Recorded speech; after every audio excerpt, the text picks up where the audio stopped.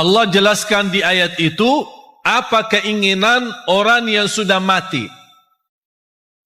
Apa keinginan orang yang sudah mati, sudah masuk kubur, sudah lihat munkar nakir, sudah dibertanyakan Rabbuka, Madinuka, Man Nabiyuka, dan sudah melihat gelapnya kubur, sudah melihat sempitnya kubur, tidak ada siapa-siapa yang membantu, hanya satu dia mohon kepada Allah.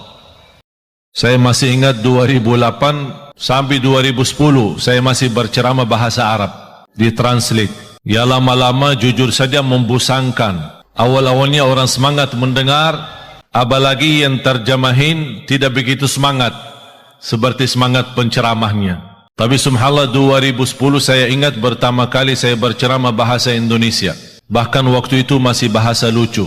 Sampai ada seorang ibu, mudah-mudahan ceramahnya begini aja, jangan lancar, supaya lucu katanya.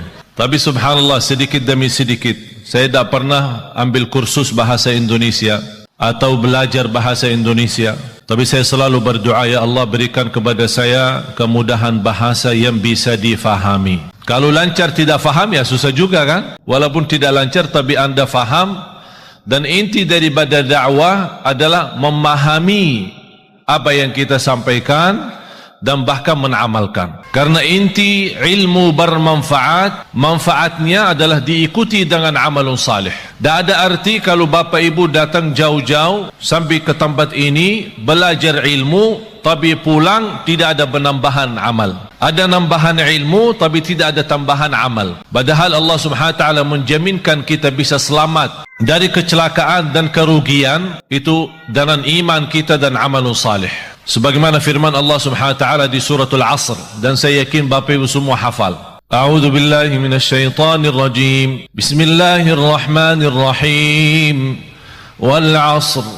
Innal insana lafi khusr.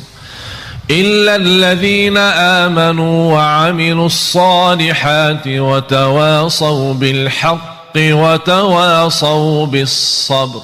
صدق الله العظيم.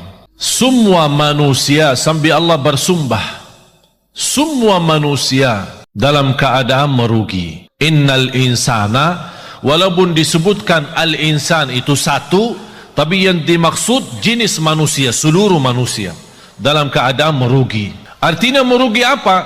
Celaka dunia akhirat. Kenapa mereka tidak selamat?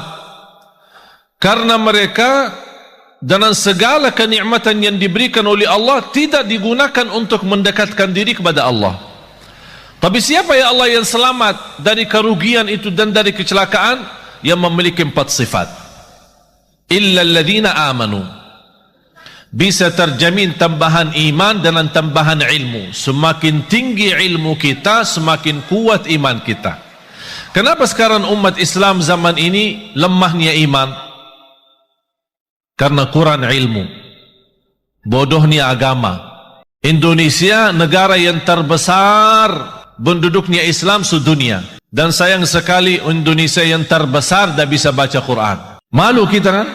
Dan saya bangga ketika saya melihat berkembangan hafalan Al-Quran, apalagi anak-anak kita yang memberi insyaAllah tanda baik Indonesia ke depan insyaAllah lebih baik. Contohnya barangkali Bapak Ibu sudah melihat Musa. Musa belum usia 6 tahun sudah hafal 30 juz. Sudah hafal, bukan khatam ya. Soalnya bahasa Jawa hafal sama khatam beda. Saya pertama kali datang ke Jawa, saya dengar orang menalkan anaknya, oh anak saya sudah khatam. Wih Allah, saya senang, subhanallah, umurnya segini sudah khatam, Masya Allah, 30 juz ya. Oh ya, kayaknya Ustaz salah faham ya, bukan hafal, khatam. Iman khatam beda ya? Beda di sini. Katanya kalau khatam seumur hidup 1 kali udah luar biasa. Oh fantas ada acara keselamatan. Kalau kita di Madinah bilang khatam berarti sudah hafal, sudah tamat dan boleh jadi imam. Dan budaya itu mohon dirubah. Kok bangga karena seumur hidup 1 kali khatam? Na'udzubillahi min zalik. Paling malas kata ulama, itu paling malas bagi umat Islam itu sudah tidak tidak ada kemauan khatam Al-Quran. Paling malas kalau sudah 40 hari lewat dia tidak khatam Al-Quran, dianggap orang itu imannya tidak sempurna. Cuba bayangkan, kita bertahun-tahun anak kita tidak bosan main game. Bahkan kita sebagai orang tua berkenan membebaskan anak kita, punya iPad, punya HP, punya PlayStation, PS, semua sudah disediakan. Habis mereka waktunya untuk main saja.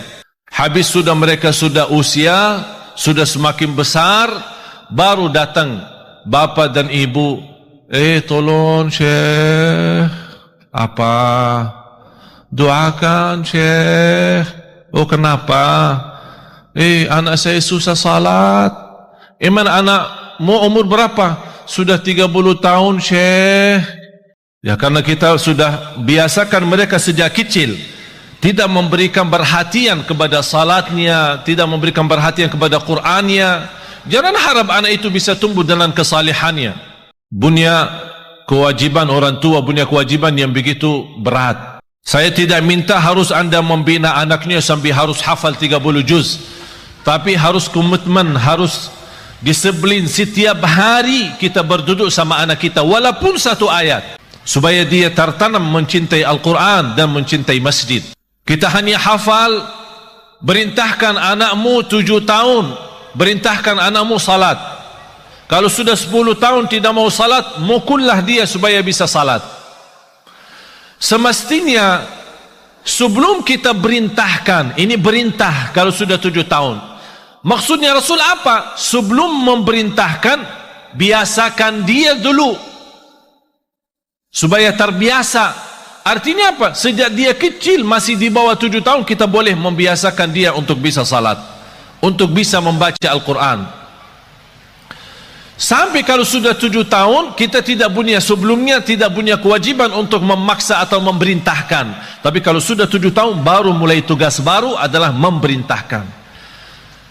Tapi supaya perintah itu bisa diterima dengan baik dan senang, kalau sebelumnya sudah membiasakan dia cinta Al-Quran dan cinta masjid, baru akan ringan menerima perintah dari orang tua.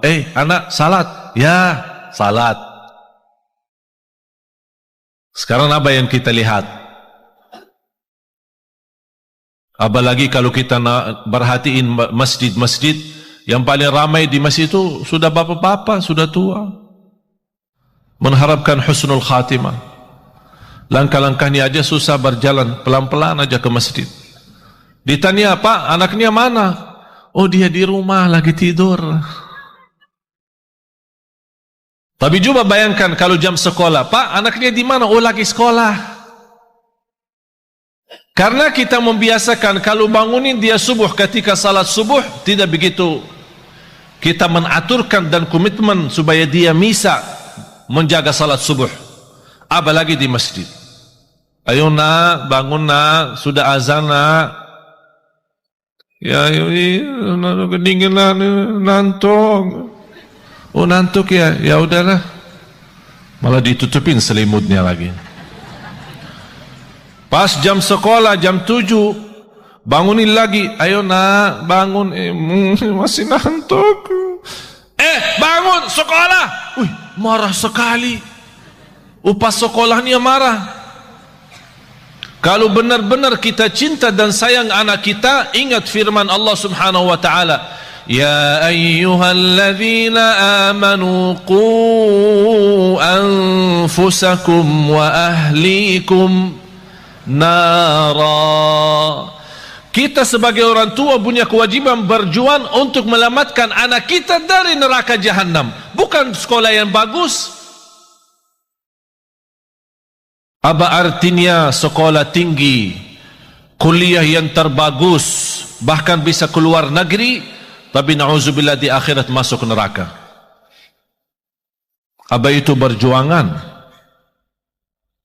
Illa alladzina amanu, mendasarkan iman. Dan semakin ilmu kita baik, semakin banyak mengenal Allah, semakin banyak mendalami Asmaul Husna, semakin banyak memahami Asmaul Husna, semakin tahu keagungan Allah Subhanahu wa taala, kita semakin mendekatkan diri kepada Allah dan semakin nikmat.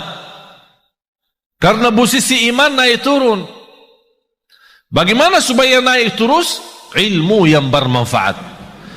Pertama, ilmu yang sangat dianjurkan adalah ma'rifatullah. Kita lebih mengenal Allah Subhanahu wa taala. Habis iman, amalun salih.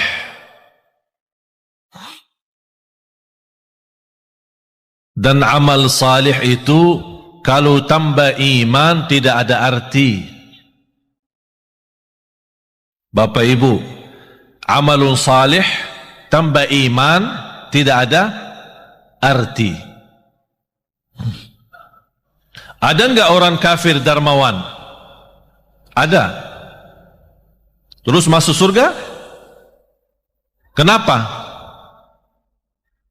Dia baik, dermawan, suka bantu yatim, padahal dia non-muslim. Bantu yatim, bahkan bisa salurkan uang bangun masjid. Tapi amalan itu tidak ada arti amal salih dan kebaikan karena tambah iman, tidak ada iman. Tapi karena Allah adil, tidak ada balasan baginya di akhirat, tapi tetap karena adilnya Allah, Allah balas kebaikannya di dunia. Biarpun dia orang kafir, dia berbuat baik, Allah balas kebaikannya. Sehat, sukses usahanya, lancar, dan adil Allah SWT. Tapi bagi orang beriman, Allah berikan 2 kali, di dunia dan di akhirat.